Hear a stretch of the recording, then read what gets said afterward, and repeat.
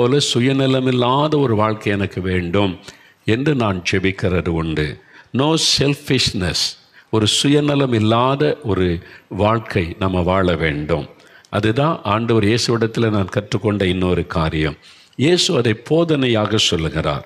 மத்தேயு 16:24 ஒருவன் என்னை பின்பற்றி வர விரும்பினால், மத்தேயு 16:24, புதிய ஏற்பாட்டில் 25வது பக்கத்தில் பாருங்கள். இயேசு தம்முடைய சீஷர்களை நோக்கி, அவருக்கு சீஷராக இருக்க விரும்பித்தானே நீங்கள் இந்த நிகழ்ச்சியை தொடர்ந்து பார்க்குறீங்க. அப்போ இயேசு தம்முடைய சீஷர்களை நோக்கி, ஒருவன் என்னை பின்பற்றி வர விரும்பினால் அவன் தன்னைத்தான் வெறுத்து தன் சிலுவை எடுத்துக்கொண்டு என்னை பின்பற்ற கடவன். Deny himself. முதல்ல தன்னை வெறுக்கணும் அப்படின்னா என்ன அர்த்தம்? அவனுக்குள்ளே சுயநலம் இருக்கக்கூடாது, செல்ஃபிஷ்னஸ் இருக்கக்கூடாது. இதுதான் ஆண்டவரை பின்பற்றுவதற்குள்ள இன்னொரு முக்கியமான காரியத்தை இயேசு சொல்லுகிறார். இயேசுடைய போதனை மாத்திரம் அல்ல, அவருடைய வாழ்க்கையை கவனிங்களேன். இயேசு நிறைய பேருக்கு சுகம் கொடுத்தார், குருடருக்கு பார்வை கொடுத்தார், சப்பானிகளை நடக்க பண்ணினார், மரித்தோரையும் எழுப்பினார், பிசாசு கட்டிலேருந்து நிறைய பேருக்கு விடுதலை கொடுத்தார், நிறைய அற்புதங்களை எல்லாம் ஆண்டவர் செய்தார். எதையாவது தன்னுடைய பெருமைக்காக ஆண்டவர் செய்தாரா? யோசித்து பாருங்கள். ஏதாவது இயேசு பெருமைக்காக செய்தாரா? அல்லது தன்னுடைய லாபத்துக்காக ஏதாவது செய்தார்? இதை செய்தால் எனக்கு இது கிடைக்கும் அப்படின்னு ஏதாவது அற்புதம் செய்திருக்கிறத பார்க்க முடியுதா? நீங்கள் பாருங்களேன், இயேசுடைய செய்த அற்புதம் அதெல்லாம் கொஞ்சம் தியானித்து பாருங்கள், யோசித்து பாருங்கள். எதையாவது சுயநலத்துக்காக இயேசு செய்தாரா? சுய லாபத்துக்காக ஏதாவது செய்திருக்கிறாரா அப்படின்னு யோசித்து பாருங்கள். இல்லை, நான் செய்யும்போது ஒரு சுயநலம் அப்படியே மேலே யோங்கி வருதில்ல, நம்ம அதை மேற்கொள்ளாட்ட ரொம்ப ஆபத்தாயிரும். இயேசு என் மூலமாக ஒரு அற்புதம் செய்தால் எனக்கு பேர் புகழ் கிடைக்கும், அந்த ஆசை வரும்ல. நான் மனுஷன் தானே, மனுஷங்க தானே. இல்லை, இயேசு என் மூலமாக ஒரு அற்புதம் செய்துட்டா அப்போது என்னுடைய புகழ் பரவும், அப்போ ஜனங்க எனக்கு காணிக்கை கொடுப்பாங்க, அதனால் நான் ஊழியத்தை நெல்லை விரிவாக்கி கொள்ளலாம். அது ஒரு சுயநலம், அப்படி தானே? அப்போ நோக்கம் என்ன, எதிர்பார்ப்பு என்ன? அற்புதம் நடந்தால் ஒரு மனுஷன் அல்லது மனுஷி அவங்க சந்தோஷப்படுவாங்க, அவங்க ஆண்டவரை துதிப்பாங்க, அவங்களுக்கு ஒரு நன்மை நடக்குமேன்றதை தாண்டி அதன் மூலமாக எனக்கு என்ன லாபம் கிடைக்கும்? ஒரு ஆத்மா சபைக்கு வர்றதுனால தேவனுடைய ராஜ்யத்துக்கு என்ன நன்மை, தேவன் எப்படி சந்தோஷப்படுவார் என்கிறது தான் மேலோங்கி இருக்கணும். அதை விட்டுட்டு தசமபாகம் கிடைக்கும், இந்த குடும்பம் வந்துட்டால் தசமபாகம் நிறைய கிடைக்கும், ஊழியத்துக்கு சப்போர்ட் கிடைக்கும், இந்த எண்ணம் நமக்குள்ளே வந்தாலே டேஞ்சர். ஊழியத்தில் உள்ளவங்களுக்கு, பொது வாழ்க்கையில் மற்றவங்களுக்கும் சரி, எல்லாருமே கொஞ்சம் கவனித்து பார்க்கணும். என்னுடைய உள்ளத்தில் சுயநலம் இருக்குதா? இயேசு எந்த இடத்துலையாவது வியாதியஸ்தரை கூட்டுவாங்க, என் மேலே இருக்கிற அபிஷேகம் என்ன தெரியுமா? The anointing is upon me is great, I can do any miracle, எந்த அற்புதம் செய்ய முடியும், கொண்டு வா, சேலஞ்ச் பண்ணுறேன் அப்படின்னு எங்கேயாவது இயேசு சேலஞ்ச் பண்ணி இருக்கிறாரா? நீங்கள் பாருங்களேன், எங்கேயாவது சேலஞ்ச் பண்ணி கொண்டு வா நான் அற்புதம் செய்கிறேன் அப்படிலாம் சொல்லி இயேசு செய்தது உண்டா? பெருமைக்காக பாரு, நான் அற்புதம் செய்ய போகிறேன், எல்லோரும் பாருங்கள் நான் எப்படி அற்புதம் செய்கிறேன்னு பாருங்கள். இயேசு எங்கேயாவது இப்படி செஞ்சுருக்காரா? இல்லை. அப்போ இயேசு ஏன் அற்புதம் செய்தார்னா, திரும்ப திரும்ப நீங்கள் பார்த்தீங்கன்னா மனது உருகி அற்புதம் செய்தார். அவங்கள பார்த்து, ஐயோ இவங்க கஷ்டப்படுறாங்களே, ஐயோ இந்த மகன் கண்ணீர் வடிக்கிறாளே, ஐயோ இந்த மகன் வேதனைப்படுறானே, இவங்களுக்காகத்தானே நான் இந்த உலகத்தில் வந்த மனது உருகி இயேசு அற்புதம் செய்தார். ரெண்டு வித்தியாசம் இருக்குல்ல. என்னால் செய்ய முடியும், I can do anything in the name of Jesus அப்படின்னு பெருமைக்காக, அப்படி இல்லை. இயேசு அப்படி செய்யலை, மனதுருகித்தான் அற்புதம் செய்கிறார். இதில் தனக்கு என்ன லாபம் கிடைக்குன்னு இயேசு எந்த அற்புதமும் செயல்படவே இல்லை.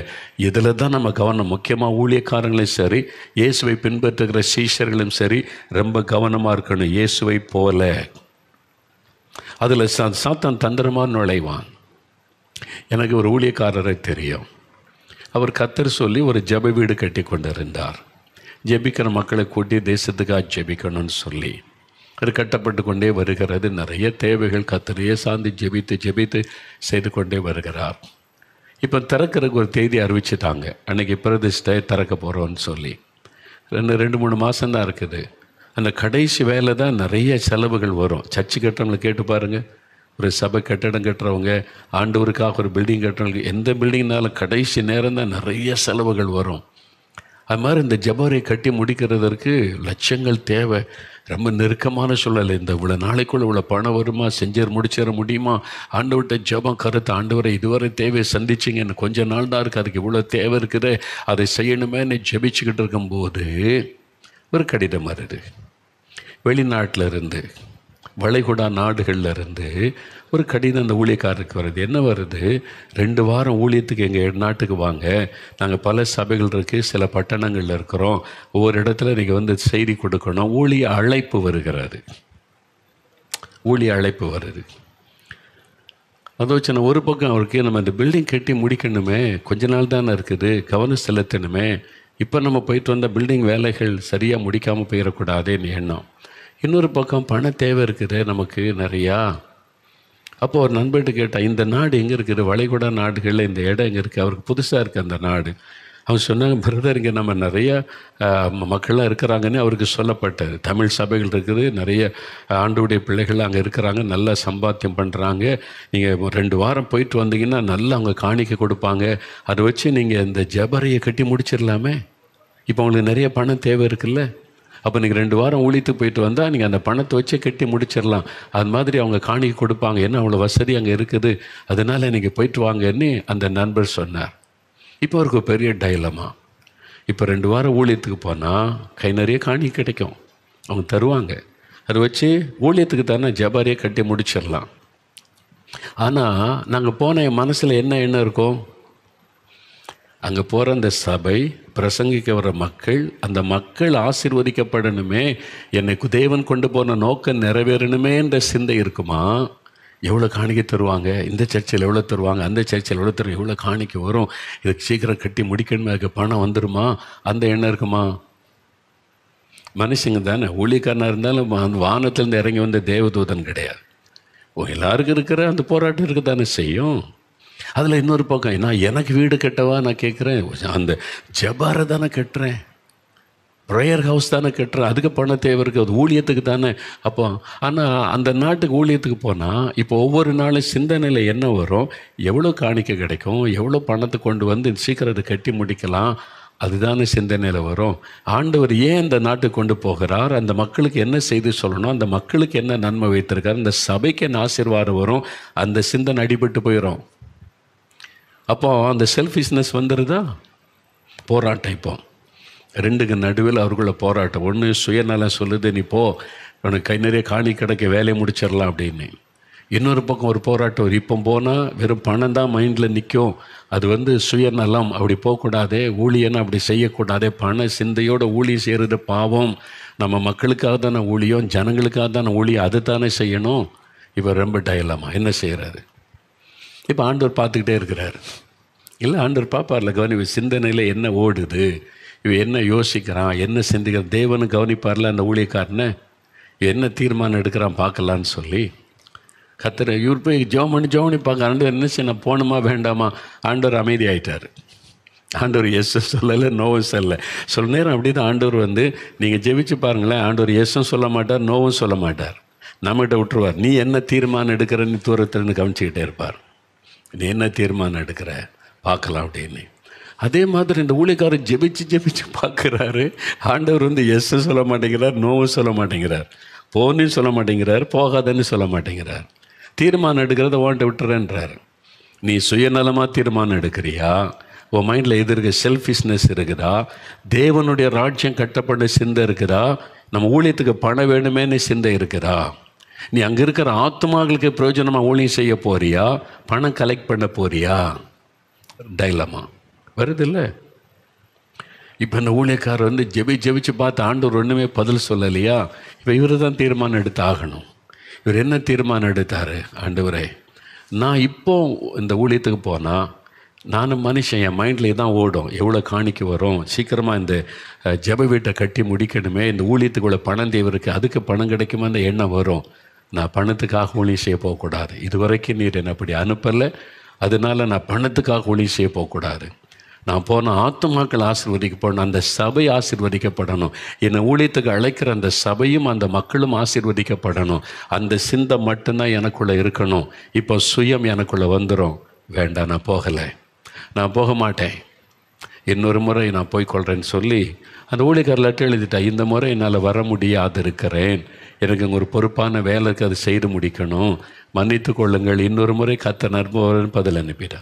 அப்போ தான் ஒரு நிம்மதி, சமாதானம் வந்தது. அப்போ இவ்வளோ பெரிய தேவை இருக்குதே, இது எப்படி சந்திக்கப்படும்? சில மாதங்களில் கர்த்தர் அற்புதம் செய்துட்டார். ஒரு குறை இல்லாமல், கடனே இல்லாமல் எல்லாத்தையும் கட்டி முடித்து கொடுத்துட்டார். இங்கே தான் நமக்கு பிரச்சனை வரும். சுயம் வரும், சுய ஆசை, சுய விருப்பம். இதில் தான் நிறைய ஊழியங்கள் பாதிக்கப்படுகிற, சபைகள் பாதிக்கப்படுகிற. ஆரம்பம் நல்லா இருக்குதுமா, ஆவியானவர் கர்த்தர் ஆண்டவர் என்ன சொல்லுகிறார் என்று ஊழியம் வளர வளர, பண தேவை வர வர சுயமுள்ள நுழையுது. அதில் தானே அடுத்த ஆளை திட்டினா காசு வருதில்லை. இன்றைக்கி யூடியூபர்ஸ் நிறைய பேர் என்ன செய்கிறாங்க, அடுத்த ஆளை திட்டி போட்டால் நிறைய பேர் பார்க்குறாங்க, அதில் காசு வருதில்லை. சுயநலத்துக்காக அடுத்தவங்களை திட்டி அவமானப்படுத்துவார். உலகத்தில் காசு கிடைக்கலாம், ஒரு நாள் ஆண்டவருக்கு முன்னால் போய் நிற்கணும் இல்லை, அதை பற்றி நிறைய பேர் யோசிக்கிறதில்லை. அதனால் நாம் தேவ பிள்ளைகள், இயேசுவை பின்பற்றுகிற ஆண்டவருடைய பிள்ளைகள், சுயத்துக்கு இடம் கொடுக்காதபடி சுயநலமற்ற ஒரு வாழ்க்கைக்கு அர்ப்பணிக்கணும். அதனால தான் நானும் கூட ஆண்டவர் இயேசுவை போல் இருக்கணும்னு சொல்லி இப்போ வெளிநாட்டுக்கு ஊழியத்துக்கெல்லாம் போனால் நான் இன்றைக்கு வரைக்கும் எத்தனையோ 40 வருஷமாக வெளிநாட்டு ஊழியத்துக்கு கர்த்தர் அழைத்து போய் கொண்டு வருகிறார். இப்போவும் நான் ஒரு வெளிநாட்டில் 2 நாளோ 1 வாரம் ஊழித்து போனாலும் என்னை ஒப்பு கொடுத்து ஜெபிச்சு தான் எந்த ஊழியத்துக்கு நான் செல்லுவேன். இந்தியாவிலானாலும் சரி, வெளிநாட்டு ஊழியமானாலும் சரி. நான் போகும்போது, ஆண்டவரே, காணிக்கை பற்றி சிந்தனையே மனசில் வரக்கூடாது. அவங்க எவ்வளோ காணிக்கை தருவாங்க, எவ்வளோ காணிக்கை வரும், அதை வச்சு இங்கே வந்து ஊழியத்தில் என்ன செய்யலாம், இந்த சிந்தையோடு நான் ஊழித்து போகக்கூடாது. என் சிந்தை முழுவதும் ஆத்துமாக்கள், ஆத்துமாக்கள், ஆத்துமாக்கள். தேவ சித்தை நிறைவேறணும், என்னை அழைக்கிற அந்த சபை ஆசீர்வதிக்கப்படணும், அந்த ஊழியம் ஆசீர்வதிக்கப்படணும், என்னை கொண்டு போகிற உம்முடைய நோக்கம் நிறைவேறணும். இதுக்கு ஒப்பு கொடுத்து நான் ஜெபிச்சுட்டு தான் இன்றைக்கு நான் பிரயாணப்படுகிறேன். அந்த சிந்தையை எனக்கு வந்துடக்கூடாது. நான் மனுஷன் தானே, எனி டைம் அந்த சிந்தை வந்து நம்ம மேற்கொண்டு விடக்கூடும். அதனால் நான் ஒவ்வொரு முறையும் ஜெபிப்பேன், அந்த சிந்தனையை பொருட்படுத்துவேன், அந்த எண்ணமே எனக்குள்ளே வரக்கூடாது. அதனால தான் இத்தனை நாட்டுக்கு ஊழித்து பேர், America, Canada, New Zealand, Australia, England, எங்கேயும் இப்போ நான் ஃபண்ட் ரைஸ் பண்ணதே கிடையாது. தேவனுடைய கூடாரம் கட்டும்போது சரி, இதுக்கு முன்னால் ஊழியங்களுக்கு சரி, எங்கேயும் ஃபண்ட் ரைஸிங்கே நான் பண்ணினதே கிடையாது. இந்த ஊழியம் உள்ள தேவை இருக்குது, நீங்கள் கொடுங்கன்னு எங்கேயும் கேட்டதில்லை. அதுக்கு நான் ஃபண்ட் ரைஸ் பண்ணுறது ஒரு ஊழியம் கிடையாது. அதுக்கு நான் போகிறதில்லை. நான் அனுப்புறது வசனத்தை அறிவிக்க, சுவிசேஷத்தை சொல்ல, அங்கே இருக்கிற மக்கள் ஆசீர்வதிக்கப்பட, அவ்வளோதான். அதற்கு என்னை நான் ஒப்பு கொடுத்து ஜெபத்தோடு போகிறேன். என்னை நான் காத்துக்கொள்ள இயேசுவை போல சுயநலமற்ற ஒரு வாழ்க்கை எனக்குள்ளே இருக்கணும். ஆண்டவர் ஒரு அற்புதம் செய்தால் அவங்ககிட்ட என்ன நன்மை கிடைக்கும்னு எதிர்பார்க்கக்கூடாது. இந்த வீட்டுக்கு போய் ஜெபிக்கிறவங்களுக்கு நன்மை நடந்துட்டு அவங்க நம்ம ஊழியத்துக்கு ஏதாவது தந்துடுவாங்கன்னு எதிர்பார்ப்பு இருக்கக்கூடாது. அதான் சுயநலம். இயேசு அவ்வளோ அற்புதம் செய்தார், ஏதாவது எதிர்பார்த்தாரா? செத்தவங்களை எழுப்பிட்டு அவங்க ஏதாவது நமக்கு தருவாங்க, நன்மை செய்வாங்கன்னு எதிர்பார்த்தாரா? இல்லையே. அந்த மாதிரி நான் ஊழியம் செய்யணும்னு என்னை ஒப்பு கொடுத்துருக்கிறேன். இன்றைக்கி உங்கள் வீட்டில் கூட பாருங்களேன், நம்ம வீட்டில் ஏன் சண்டை வருது? மாமியார் மருமகள் சண்டை, கணவன் மனைவி சண்டை. சுயனம், செல்ஃபிஷ்னஸ், மற்றவங்க நன்மை பார்ப்பதில்லை. ஒரு மனைவி என்ன நினைக்கணும், இந்த கணவருக்கு ஏற்ற துணையாக இருக்க தான் கர்த்தர் என்னை அவரோடு இணைத்திருக்கிறார், அதுக்கு நான் என்ன தியாகம் பண்ணி அவருக்கு துணையாக இருக்கலான்னு நினச்சா அந்த குடும்பத்தில் ஆசீர்வாதம். புருஷன் என்ன நினைக்கணும், இந்த மனைவியை கர்த்தர் எனக்கு ஏற்ற துணையை தந்திருக்கிறார், என் மனைவிக்கு நான் எப்படி பாதுகாப்பாக இருப்பது, அவளை எப்படி சந்தோஷமாக வைத்திருப்பது என்று சுயநலம் இல்லாமல் மனைவி நேசிக்க ஆரம்பித்தா பிரச்சனை இல்லை. இங்கே எல்லாருக்குள்ள ஒரு சுயநலம் அப்படி இருக்கிற மனைவினாக்கி, நீ எனக்கு சேவை செய்ய தானே வந்திருக்கிற, இனி எனக்கு நன்மை செய்ய தானே வந்திருக்கிறேன், நான் இப்படி தான் இருப்பேன், எனக்காக தான் நீ. அந்த சுயம். மனைவி நினைக்கிறாங்க, நான் அப்படிலாம் இருக்க முடியாது, எங்கள் வீட்டில் அப்படி இருந்தேன் இப்படி இருந்தால நான் வந்து அடிமையாக வந்துட்டேன் அப்படின்னு சுயத்துக்கு இடம் கொடுக்கறனால தான் கணவன் மனைவி பிரச்சனை வருது, மாமியார் மருமகள் பிரச்சனை வருது. மாமியார் சொல்கிறாங்க, இவ்வளோ நாள் என் பையனை நான் வளர்த்தேன், நீ என்ன என் மகனுடைய வாழ்க்கையில் வந்து இப்படிலாம் பண்ணுறேன்னு சொல்லி சுயம், அந்த செல்ஃபிஷ்னஸ். இதுதான் நிறைய குடும்பத்தை உடைக்க காரணம், குடும்ப பிரச்சனை காரணம், ஊழிய பிரச்சனை காரணம், சபை பிரச்சனை காரணம் சுயம். எதுக்கு போட்டி பொறாமை, செக்ரட்டரி ட்ரெஷரர் சண்டை, இன்றைக்கி நீதிமன்றம் வரைக்கும் போய் நிற்கிறதுக்கு எல்லாத்துக்கும் பின்னால் பாருங்கள் சுயம். அந்த சுயநலம்தான். நான் எனக்குடைய ரைட்ஸ் இருக்குது. இதனால தான் இன்றைக்கி சபையில் சண்டை, வீட்டுக்குள்ளே சண்டை, ஊழியங்களுக்குள்ளே சண்டை, எல்லாத்துக்கான சுயம். ஆனால் தான் ஆண்டு சொல்ல, சுயத்தை வெறுத்து சிலுவை எடுத்துக்கொண்டு பின்பற்று. இயேசுவை பின்பற்ற நமக்குள்ள சுயநலமே இருக்கக்கூடாது. No selfishness. அதுதான் உங்கள் குடும்ப சமாதானத்தை பாதிக்குது, சபையை பாதிக்குது. அப்போ அதுக்கு நம்ம ஒப்பு கொடுக்கணும். சரியா? இயேசுவே உம்மை போல நான் சுயநலம் இல்லாமல் வாழ என்னை ஒப்பு கொடுக்குறேன்னு சொல்லுங்கள். உங்கள் வாழ்க்கை ஆசீர்வாதமாக இருக்குது. அந்த குணம் இயேசு தருவார். 16வது இன்னொரு சுபாவம் பாருங்கள். இயேசுவை போல அவர் தீமைக்கு நன்மை செய்கிற சுபாவம் உள்ளவர். தீமைக்கு நன்மை செய்வது இயேசுவை போல. அப்போ நம்மளும் அப்படி தான் இருக்கணும்னு விரும்புகிறார். அதுக்கு என்ன போதனை கொடுக்குறார் பாருங்கள். மத்தேயு 5:44 பாருங்கள். பைபிளில் மத்தேயு 5:44 இயேசு சொல்லி கொடுக்குறார். என்ன சொல்கிறார் பாருங்கள். 8வது பக்கம் புதிய ஏற்பாட்டில் பாருங்கள். நான் உங்களுக்கு சொல்லுகிறேன், உங்கள் சத்துருக்களை சிநேகியுங்கள், உங்களை சபிக்கிறவர்களை ஆசீர்வதியுங்கள், உங்களை பகைக்கிறவர்களுக்கு நன்மை செய்யுங்கள், உங்களை நிந்திக்கிறவர்களுக்காகவும் உங்களை துன்பப்படுத்துறவர்களுக்காகவும் ஜெபம் பண்ணுங்கள். அப்போ இங்கே 4 காரியம் சொல்ல. முதலாவது நேசியுங்கள். உங்களை பகைக்கிறாங்களா, நீங்கள் அவங்கள நேசிங்க. அவங்கள வெறுக்காதங்க, அவங்கள நேசிங்க. 2வது ஆண்டு சொல்கிறாரு, உங்களை சபிக்கிறாங்களா அவங்கள ஆசீர்வதிங்க, ப்ளஸ் தான். உங்கள் மாமியாரோ மருமகளோ பக்கத்து வீட்டாரோ எதிர் வீட்டாரோ சொந்தக்காரங்களோ பகைஞ்சரோ அவங்கள ப்ளஸ் பண்ணுங்க, ஆண்டு சொல்ல ஆசீர்வதிங்க. 3வது உங்களை பகைக்கிறவங்களுக்கு நன்மை செய்யுங்க. உங்களுக்கு தீமை செய்கிறாங்களா, பகைச்சி சத்துருவா உங்களை என்ன தீமை செய்ய, உங்களை வேறு டேமேஜ் பண்ண நினைக்கிறாங்க, சொத்துக்களை அபகரிக்க நினைக்கிறாங்க, உங்களுக்கு தீமை செய்கிறாங்க, உங்களுக்கு வரக்கூடிய நன்மையை கெடுக்கிறாங்க, அவங்களுக்கு நன்மை செய்யுங்க ஆண்டு சொல்கிறார். அவங்கள நன்மை செய்யுங்க, அவங்களுக்கு ஜெபம் பண்ணுங்க. 4 காரியம் சொல்கிறார். அதில் ஒன்று நன்மை செய்யுங்க. தீமை செய்கிறவங்களுக்கு நன்மை செய்வது, இதான் இயேசுடைய சுபாவம். நீங்கள் முதல்ல இயேசுடைய வாழ்க்கையில் அவர் போதனின்படி எப்படி நடந்தார்னு பாருங்களேன். லூக்கா எழுதின சுவிசேஷம் 22 அதிகாரம். இதில் தான் இயேசு இந்த உலகத்தில் இருந்தபோது, அவர் இயேசுவாக உலாவின போது செய்த கடைசி அற்புதம் எழுதப்பட்டிருக்கிறது. The find the last miracle of Jesus Christ. லூக்கா 22 அதிகாரம் 50-51 வசனம் பாருங்கள். எடுங்க, பைபிளை எடுங்க, பைபிளை புரட்டி பாருங்கள். லூக்கா 22 அதிகாரம் 50-51 வசனம். 119வது பக்கம் புதிய ஏற்பாட்டில் எடுத்துட்டிங்களா? அந்த வசனத்தை பாருங்களேன். என்ன சொல்லப்பட்டிருக்கிறது? இயேசுவை கெத்செமனே தோட்டத்தில் கைது செய்வதற்கு நிறைய போர் வீரர்கள் வர்றாங்க. அதில் பிரதான ஆசானுடைய வேலைக்காரன் அவெல்லாம் வெறியோடு வர்றான். இயேசுவை அழிச்சிடணும், கொன்னுறணும்னு சொல்லி ஒரு வெறியோட தீப்பந்தங்கள் எடுத்துக்கொண்டு, ஈட்டிகள் எடுத்துக்கொண்டு, அவர் யாரையும் திருப்பி அடிக்க போகிறது இல்லை. சிலர் சொல்லுவாங்க, இந்த கிறிஸ்தவங்களை எப்படி அடிக்கணும்னு இங்கே கராத்தே சொல்லிக் கொடுக்காங்க, சிலம்பு சண்டை சொல்லிக் கொடுக்குறாங்க. ஒருத்தர் சொன்னார், இந்த இடத்துல எங்கள் கிராமத்தில் ஒரு இடத்துல பயிற்சி கொடுக்குறாங்கன்னு. அப்போ அநேக வருஷத்துக்கு முன்னால் கிறிஸ்தவங்களை எப்படி அடிக்கணும், முஸ்லீமை எப்படி அடிக்கணும்னா பயிற்சி கொடுக்குறாங்கன்னு. அவர் ஒரு நண்பர் சொன்னார். நான் சிரிச்சுக்கிட்டே, எங்களை அடிக்கிறதுக்கு பெரிய பயிற்சிலாம் தேவையில்லை, நாங்கள் என்ன திருப்பி அடிக்க போகிறோம்? இயேசு சொன்னது இங்கே அடித்தா இதை காமிச்சிருப்போன்றார். நாங்கள் திருப்பி எங்களுக்கு அடிக்க தெரியாது. அடி வாங்கிக்கிட்டு இயேசுவே ஸ்தோத்திரத்தை சொல்ல தெரியும். எங்களை அடிக்கிறதுக்கு அவங்க கராத்தே படிக்க வேண்டியதில்லை, சிலம்பு படிக்க தேவையில்லை. அடிக்க தெரிஞ்சால் போதும், அடிக்கலாம். நாங்கள் திருப்பிலாம் எங்களுக்கு அடிக்க தெரியாது. அப்படி இயேசு எங்களுக்கு சொல்லிக் கொடுக்கலை. அது வேஸ்ட்டு அவங்க பழகிறதெல்லாம். அதனால் எங்களுக்கு அதை பற்றி கவலை இல்லை. நாங்கள் அவருக்காக அடி வாங்குவதை பாக்கியமாய் கருதுகிறோம். இயேசுக்காக அடிப்பட்டால் அது பெரிய பாக்கியம், சந்தோஷமாய் கருதுகிறோம். இயேசுக்காக நிந்திக்கப்பட்டால் மகிழ்ந்து கழிகிறோம், அது பெரிய பாக்கியம், அது எங்களுக்கு ஆசீர்வாதம். அதனால தான் யார் பேசினாலும் யார் திட்டினாலும் சந்தோஷப்பட்டு களி கூறுகிறோம், வருத்தப்படுவதில்லை, சோர்ந்து போவதில்லை, முடங்கி போவதில்லை. நான் ஆண்டவர் அதிகமாக ஸ்தோத்திரம் பண்ணி துதிப்பேன், அது எங்களுக்கு ஆசீர்வாதம். அது மாதிரி பாருங்கள், இவனை இயேசுவை பிடிப்பதற்கு பிரதான ஆசாரியனுடைய வேலைக்காரனும் கூட வர்றான். என்ன வசனம் வாசிக்கிறான்? அந்தபடியே அவர்களில் ஒருவன் பிரதான ஆசாரியனுடைய வேலைக்காரனை வலது காதர வெட்டினான். ஒரு பட்டயத்தை பேதர் கையில் எடுத்து வெட்டிட்டான். நீ இயேசுவையா பிடிக்க வந்தீங்கடா அப்படின்னு சொல்லி. இயேசு பொறுமையாக இருக்கிற மாதிரி சீசல் இருப்பாங்களா? அதுவும் அவங்க மீன் பிடிக்கிற தொழில் செய்கிறாங்க, ரொம்ப ஸ்ட்ராங் பாடி, பயங்கரமான வைராக்கியமான ஆட்கள். பேதர் வெட்டிட்டான், காது துண்டா விழுந்து விட்டார். இப்போ என்ன? அப்பொழுது இயேசு, இம்மட்டும் நிறுத்துங்கள், பட்டயத்தை எடுக்கிறவன் பட்டயத்தால் மடிவான், இது இயேசு சொன்ன வார்த்தை. இன்றைக்கி உலகத்தில் யார் யாரோ சொன்ன மாதிரி இயேசு பேரை மறைச்சிட்டு சொல்லுவாங்க. பட் கத்தி எடுக்கிறவன் கத்தி சாவான்னு சொல்லப்பட்டு இருக்கிறது யார் சொன்னது? இயேசு சொன்னது. இதை மறைச்சிருவாங்க. இயேசு சொன்னார்ன்றதை மறைச்சிட்டு இயேசு சொன்ன வார்த்தை பேசுவாங்க. இன்றைக்கி நிறைய அப்படி தான் நடக்குது. இயேசு சொன்னது அது. அதனால் இயேசு தான் சொல்கிறார் பாருங்கள், பட்டயத்தை எடுக்கிறவன் பட்டயத்தால் மடிவான், கத்தி எடுக்கிறவன் கத்தியால் மடிவான், அதை உள்ளப்பட்டதை எடுக்காதன்னு சொல்லிட்டு ஆண்டவர் சொல்கிறாரு, அவனுடைய காதை தொட்டு அவனை சொஸ்தப்படுத்தினார்.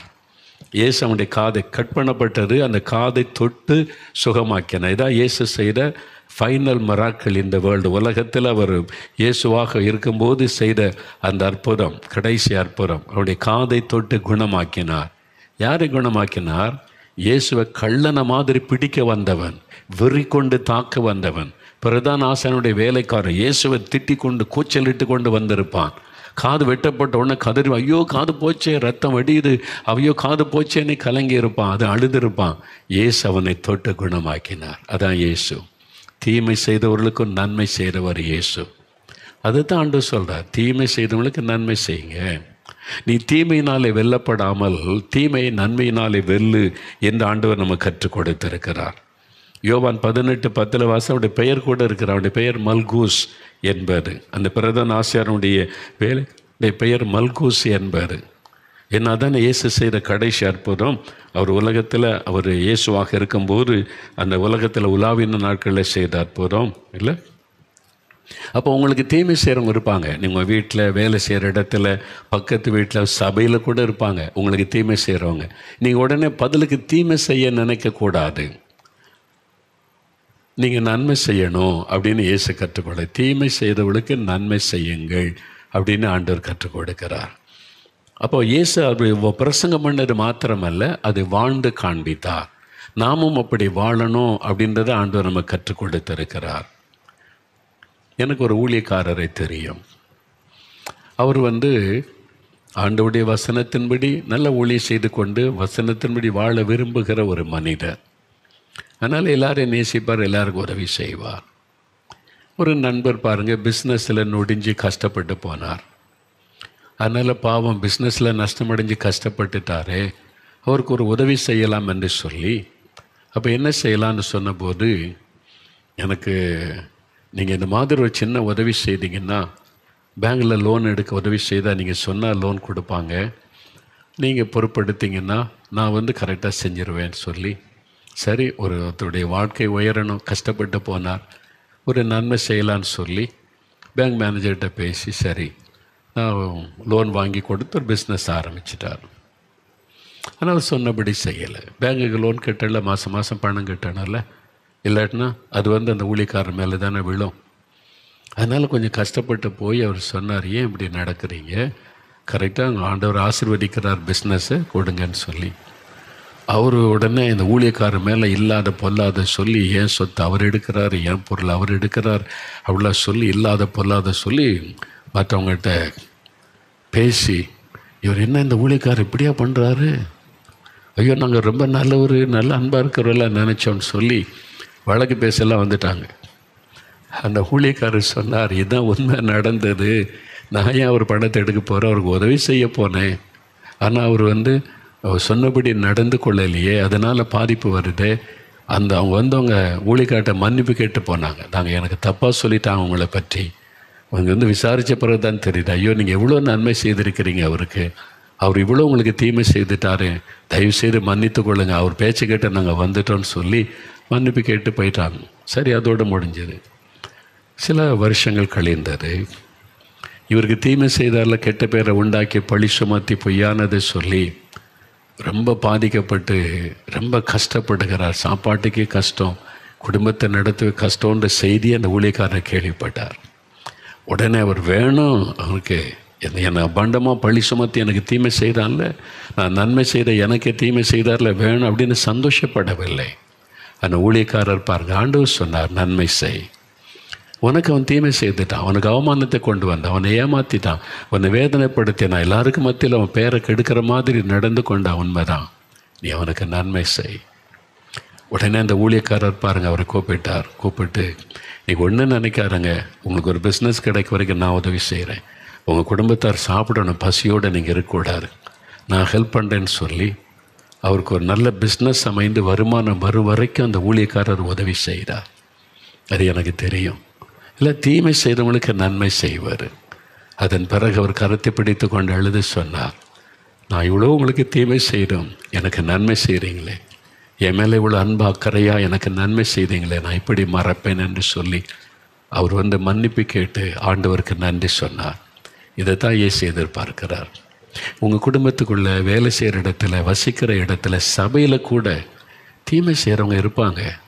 நீங்கள் நல்லா இருந்தால் சிலருக்கு பிடிக்காது, இன்னைக்கு கொஞ்சம் நல்ல பேர் புகழோடு வந்தால் சிலருக்கு பிடிக்காது, நீங்கள் ஆசீர்வாதமாக இருந்தால் சிலருக்கு பிடிக்காது. உடனே உங்களுக்கு விரோதமாக பேசி செய்து அதை வச்சு லாபம் சம்பாதிக்கிறது, அதை வச்சு தங்களுக்கு ஒரு பேர் புகழை சம்பாதித்து கொள்ள நினைக்கிறேன். அது கூட சில கள்ளர்கள் சேர்ந்து கொள்வாங்கல்ல, திருடனோடு சேருவான்ல, அது மாதிரி சேர்ந்து கொண்டு அதனால் அவங்களுக்கு ஒரு மகிழ்ச்சி. அது மாதிரி ஆட்கள் உங்கள் குடும்பத்தில் இருப்பாங்க, நீங்கள் இருக்கிற சபையில் இருப்பாங்க, உங்கள் கிராமத்தில் இருப்பாங்க. அதனால் நீங்கள் சோர்ந்து போகாதங்க. தீமை செய்கிறாங்களே என்னை உடனே அவங்கள பகைச்சி அவங்களுக்கு ஒரு தீமை செய்யணும், பள்ளிக்கு பழி வாங்கணும் அப்படின்னு நினைக்காதங்க. ஆண்டவர் சொல்கிறாரு, நீ உனக்கு ஒருத்தர் தீமை செய்தால் அவனுக்கு நன்மை செய், அவனுக்கு உதவி செய் என்று சொல்கிறார் ஆண்டவர். இயேசு அப்படி வாழ்ந்து காண்பித்தார், தீமை செய்தவங்களுக்கு நன்மை செய்து வாழ்ந்து காண்பித்தார். அப்போ நாம் அப்படி இருக்கணும்ல, இயேசுவை போல மாற விரும்புகிறீங்களா? இயேசுவை உண்மை போல என்னை மாற்றோம். ப்ராக்டிக்கலாக யோசிக்க, சும்மா வசனத்தை வாசித்துட்டு போவதில்லை. அது மாதிரி உங்கள் வாழ்க்கையில் நடந்திருக்குதா? நீங்கள் செஞ்சுருக்கீங்களா? யோசித்து பாருங்கள். இன்னும் பகைச்சிக்கிட்டே இருக்கிறீங்களா? உங்களை பகைக்கிறவங்க, தீமை செய்கிறவங்க இருக்கிறாங்கல்ல, கட்டாயம் இருக்கிறாங்க, எல்லாருக்குமே இருப்பாங்க. அது ஒரு பெரிய ஆசீர்வாதம். இந்த திட்டுறவங்க, தீமை செய்கிறவங்க பார்த்தீங்களா, அது ஒரு பிளெஸ்ஸிங். பார்த்துக்கிடுங்க, அது இருக்கணும் நமக்கு. அது இருந்தால் தான் வாழ்க்கை ருசிக்கும். இந்த வசனத்தின்படி எப்படி வாழ்கிறது? நம்மளை பகைக்கிறவங்க இருந்தால் தானே நம்ம அவளை நேசித்து இந்த வசனத்தின்படி வாழ முடியும். யாருமே நம்மளை பகைக்கலைன்னா இந்த வசனத்தின்படி நம்ம வாழ்கிறதுக்கு சான்ஸே கிடைக்காம போயிடுதில்ல. தீமை செய்கிறவங்க இருந்தால் தானே நம்ம நன்மை செய்து இந்த வசனத்தின்படி வாழ முடியும். தீமை செய்கிற ஆளே நமக்கு இல்லை அப்படின்னு சொன்னால் இந்த வசனத்தை எப்படி ப்ராக்டிஸ் பண்ணுறது நம்ம வாழ்க்கையில்? அதனால் எப்போவுமே அப்படி எடுத்துக்கொள்ளுங்க. நான் அப்படி தான் எடுத்துக்கொள்வேன். எனக்கு தீமை நிந்த அவமானம் தீமை செய்கிற போகிறாங்கன்னா நான் அதை வேறு மாதிரி எடுக்க மாட்டேன். வசனத்தில் என்ன சொல்லுங்க, இயேசு எப்படி நடப்பார், அப்படி நடக்க எனக்கு ஒரு சான்ஸ் கொடுக்குறார். அப்படி ஒரு வாய்ப்பை தேவன் தருகிறார். அவங்கள ஆசீர்வதிக்க, அவங்களுக்கு ஆட்சேபிக்க, அவங்களையும் நேசிக்க. இது மாதிரி ஒரு சந்தர்ப்பம் யாருக்கு கிடைக்கும்? அதை நினச்சி ஆண்டவரை ஸ்தோத்திரம் பண்ணுங்க. சும்மா மூலையில் உட்காந்து அழாதங்க. இப்படி நிந்திக்கிறாங்க, இப்படி பேசுகிறாங்க, அவமானப்படுத்துகிறாங்க, நான் நன்மை தான் செய்கிறேன், எனக்கு தீமை செய்கிறாங்கன்னு மூலையில் உட்காராதங்க. அதை தான் பிசாசு விரும்புகிறான். எழும்புங்க. எதுக்கு சொன்ன போகணும்? கள்ளனே ரொம்ப தைரியமாக பேசுகிறான், திருடனும் ஏமாத்துறோன்னு ரொம்ப வீரம் பேசுகிறான், அவனே அநியாயக்காரனே ஒரு நயா பைசாக்கு பிரயோஜனமில்லாலும் வீரம் பேசுகிற மாதிரி பேசுகிறான். நீங்கள் எதுக்கு முடங்கி போகணும்? எழுமுங்க, சந்தோஷமாக சொல்லுங்கள். நிந்திக்கட்டும், தீமை செய்யட்டும், ஆண்டவரே அவனுக்கு நன்மை செய்ய எனக்கு வாய்ப்பு கொடுங்கன்னு கேளுங்க. நான் அப்படி தான் ஜெபிப்பேன். யாராவது எனக்கு தீமை பண்ணிட்டா அவங்களுக்கு நன்மை செய்யறதுக்கு எனக்கு ஒரு வாய்ப்பு கொடுங்க ஆண்டவரேன்னு ஜெபம் பண்ணுவேன். ஏற்ற காலத்தில் தேவன் அந்த வாய்ப்பை தருவார். நான் பார்த்துருக்குறேன், அந்த மாதிரி பார்த்துருக்குறேன். உண்மையில் நான் பார்த்துருக்குறேன். அப்படி மாதிரி ஆட்களுக்கு நான் பார்த்துருக்குறேன். என் வாழ்க்கையில் நடந்திருக்கு. அப்படி எத்தனையோ சம்பவங்களை சொல்ல முடியும். அது மாதிரி ஆட்கள்லாம் இருக்கிறாங்க. ஒரு ஊழியக்காரர் இப்போ மோகன்லாஸுக்கு பிள்ளையா குட்டியா, எதுக்கு இந்த சொத்து யாருக்கு வச்சுருக்கார், இந்த சொத்துன்னு நான் என் பேருக்கு வச்சுருக்கிற மாதிரி சிலருக்கு நினைப்பு. இது இயேசுவுக்கு சொந்தம், ஒன்று எனக்கு சொந்தம் கிடையாது. அதெல்லாம் இயேசுக்கு சொந்தம். அதை நிர்மாணிக்க வேறு ஆள் இருக்காங்க. என் குடும்பத்துக்கு சேராது, எனக்குரியதே கிடையாது. அது என் மைண்டில் வந்ததே இல்லை. ஆனால் அந்த ஊழியக்காரர் அது நினைப்பு. அதெல்லாம் சொல்லி மோகலை பிள்ளையா குட்டியா, அந்த சொத்துலாம் யாருக்கு? அவங்க மைண்டெல்லாம் சொத்து தான், அது மேலே தான் இருக்குது. நமக்கு ஆத்மான்னு மட்டும்தான் சொந்தம். அது மாதிரி அவமானப்படுத்தி பேசிக்கிட்டே இருந்தார். நான் பார்த்து, ஆண்டவரே அவருக்கு நன்மை செய்யறதுக்கு ஒரு வாய்ப்பு கொடுங்க, அவருக்கு நான் நன்மை செய்யணும், எனக்கு ஒரு வாய்ப்பு கொடுங்க. அவருக்கு ஒரு நெருக்கம் வந்தது. யாரும் உதவி செய்யலை. உடனே நான் அவரை கூப்பிட்டு உதவி செய்தேன். நான் ஹெல்ப் பண்ணுறவங்களுக்கு என்ன இந்த காரியம், பயப்படாதங்க. ஊழியக்காரர் அவருக்கு உதவி செய்தேன்னா என் கையை பிடிச்சிட்டு அழுதார். நான் அவங்கள பற்றி என்னெல்லாம் பேசிட்டேன், இதெல்லாம் தெரிஞ்சும் எனக்கு நன்மை செய்கிறீங்களே. நான் சொன்னேன், இயேசு கற்றுக் கொடுத்தார். நீ யார் எப்படி இருந்துட்டு போட்டேன், நான் இயேசு போல இருக்க விரும்புகிறேன். அதான் என்னுடைய லைஃப் ஸ்டைல். மற்றவங்க எப்படி இருந்துட்டு போகட்டும், என்ன வேணாலும் பேசட்டும், சொல்லட்டும், செய்யட்டும், நான் இந்த சூழ்நிலையில் இயேசுவை போல இருக்க விரும்புகிறேன். அதான் என்னுடைய அர்ப்பணிப்பு, என் வாஞ்சை, என்னுடைய ஜெபம். அதுக்கு அவருடைய கிருபைக்காக ஜெபிக்கிறேன். என் பலத்தினால முடியாது, அதுக்கு தான் நான் வேதம் வாசிக்கிறேன், ஜெபிக்கிறேன். உம்மை போல நான் இருக்கணும், உம்மை போல நான் வாழணும், உம்மை போல நடந்து கொள்ளணும். அந்த இருதயத்தை எனக்கு தாங்க ஆண்டவரேன்னு நான் ஜெபிக்கிறேன். மற்றவங்க எப்படி வேணாலும் நடக்கட்டும், நான் அப்படி நடக்க முடியாது. நான் இயேசுவை போல வாழணும். ஒவ்வொரு கிறிஸ்தவர்களுக்குள்ள அந்த உணர்வு வரணும். நமக்குள்ள அவரை பின்பற்றுகிற சீஷர்களுக்குள்ள அவரை போல நம்ம வாழன்ற எண்ணம் வரணும். அப்படி வாழ்ந்து பாருங்களேன், நீங்கள் எவ்வளோ சந்தோஷமாக இருக்கலாம் தெரியுமா? பெரிய மகிழ்ச்சியாக இருக்கலாம். உண்மையில் நீங்கள் அனுபவிச்சதான் தெரியும். அது பெரிய சந்தோஷம் தெரியுமா உங்களுக்கு? திட்டுறவனை ஏசுறவனை நிம்மதியாக இருப்பான்னு நினச்சிங்களா? நிம்மதியாக இருக்காது, சமாதானமே இருக்காது. அவன் எப்படி நிம்மதியாக இருக்க முடியும்? நான் சந்தோஷமாக மன மகிழ்ச்சியாக இருக்கிறேன்ல, எவ்வளோ சந்தோஷமாக கர்த்தர் என்னை வச்சுருக்கிறார்ல மன மகிழ்ச்சியாக.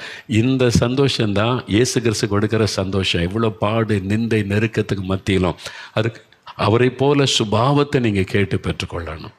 அதனால் நீங்கள் சொல்லுங்கள், ஆண்டவரே உம்மை போல என்னை மாற்றுங்க. அப்போ உம்மை போல தீமை செய்கிறவங்களுக்கு நன்மை செய்கிற சுபாவத்தை எனக்கு தாங்க. நான் அவங்களுக்கு நன்மை செய்யணும், அவங்களுக்கு தீமை செய்யக்கூடாது. அவங்க செய்கிறத வச்சு வருத்தப்பட்டு முடங்கிடக்கூடாது. நான் மன மகிழ்ச்சியோடு அவங்களுக்கு நன்மை செய்கிற இருதயத்தை தாங்க. விரும்புகிறீங்களா? இப்போ நீங்கள் சொல்லி பாருங்கள். உங்களுக்கு தீமை செய்கிறவங்க இருக்காங்கல்ல, உங்கள் வீட்டுக்குள்ளே இருக்காங்க, பக்கத்து வீட்டில் இருக்காங்க, தெருவில் இருக்காங்க, கிராமத்தில் உங்கள் சபைக்குள்ளே இருக்காங்க, வேலை செய்கிற இடத்துல இருக்காங்க, உங்களை டிஸ்டர்ப் பண்ணுறவங்க, தீமை செய்கிறவங்க இருக்காங்கல்ல. இப்போ இருதயத்தில் கை வைங்க, அவங்களுக்காக ஜெபம் பண்ணுங்க. ஆண்டவரே, எனக்கு தீமை செய்கிறவங்கள நான் ஆசீர்வதிக்கிறேன், அவங்கள நேசிக்கிறேன், அவங்கள மன்னிக்கிறேன், அவங்களுக்கு நன்மை செய்கிறதற்கு எனக்கு ஒரு வாய்ப்பு தாங்க. நான் அவங்களுக்கு நன்மை செய்வதை ஹெல்ப் பண்ணுவதற்கு எனக்கு ஒரு வாய்ப்பு தாங்க. ஆண்டவரே, நான் அவங்களுக்கு நன்மை செய்யணும், உண்மை போல நான் வாழணும். இயேசுவை உண்மை போல வாழணும். ஜெபிங்க ஜெபிங்க. தம்பி ஜெபம் பண்ணுங்க, மகளே ஜெபம் பண்ணுங்க, குட்டி தம்பி ஜெபம் பண்ணுங்க, ஐயா வயசான ஐயா ஜெபம் பண்ணுங்க. இன்னும் கசப்பையன் வச்சுக்கிட்டு இருக்கிறீங்க, வெறுப்பையன் உள்ளத்துக்குள்ளே வச்சுக்கிட்டு இருக்கிறீங்க, நன்மை செய்யுங்க, போய் நன்மை செய்யுங்க. அவங்களுக்கு ஒரு கிஃப்ட் வாங்கி கொடுங்க, அவங்க கஷ்டத்தில் உதவி செய்யுங்க. நன்மை செய்ய தான் இயேசு சொல்லி இருக்கிறார். தீமை செய்கிறவங்களுக்கு நன்மை செய்யுங்க. இயேசு வாழ்ந்து காண்பித்தார், நாம் அதைத்தான் செய்யணும். இயேசுவே அப்படிப்பட்ட இருதயத்தை எனக்கு தாங்க, எங்களுக்கு தாங்க. உம்முடைய சீஷர்கள் எல்லாருக்குள்ளும் அப்படிப்பட்ட இருதயத்தை தாங்க. தீமை செய்கிற மக்களுக்கு நன்மை செய்கிற நல்ல இருதயம், இயேசுவின் இருதயம் எங்களுக்கு வேணும். அப்படிப்பட்ட இருதயத்தை எனக்கு தாங்க, எங்களுக்கு தாங்க ஆண்டவரே. எல்லா சீஷரையும் அப்படி மாற்றிவிடுங்க ஆண்டவரே. இயேசுவின் நாமத்தில் ஜெபிக்கிறோம் பிதாவே. ஆமேன், ஆமேன்.